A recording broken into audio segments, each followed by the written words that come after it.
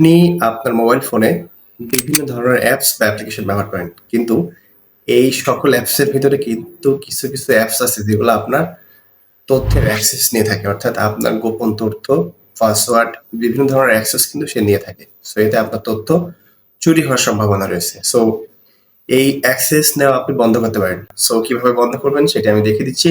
তার আগে অবশ্যই ভিডিওটি শেয়ার করে দিবেন, অন্যরাও জানতে পারবে। এবং প্রতিদিন নতুন কিছু জানতে আমার পেজটিকে ফলো দিয়ে আমার সাথেই থাকুন। ফার্স্ট অফ অল আপনি চলে যাবেন আপনার ফোনের সেটিংয়ে। সেটিংয়ে যাওয়ার পরে স্ক্রল করে নিচের দিকে চলে আসবেন। আসার পরে দেখতে পাবেন যে গুগল। সো গুগলে ট্যাপ করে দিবেন। দেওয়ার পরে এখানে দেখতে পাচ্ছেন যে অল সার্ভিস নামে একটি অপশন রয়েছে ডাইন সাইড, এখানে ট্যাপ করে দিবেন। দেওয়ার পরে এখানে দেখতে পাচ্ছেন যে কানেক্টেড অ্যাপস, এখানে ট্যাপ করে দিবেন। এখন আপনি এখানে দেখতে পাচ্ছেন যে থার্ড পার্টি অ্যাপস।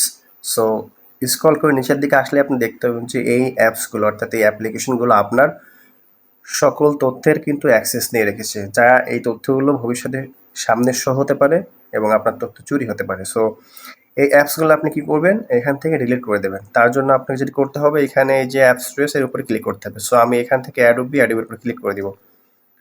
এখন দেখতে পাচ্ছেন যে এমন একটি পেজ আপনার সামনে চলে আসলো। আসার পরে স্ক্রল করে নিচের দিকে আসলে দেখতে পাবেন যে delete all connection you. So এখানে ট্যাপ করে দিবেন। সো এখানে দেওয়ার পর দেখতে পাচ্ছেন যে কনফার্ম নামে একটি অপশন চলে এসে, এখানে কনফার্ম করে দিবেন।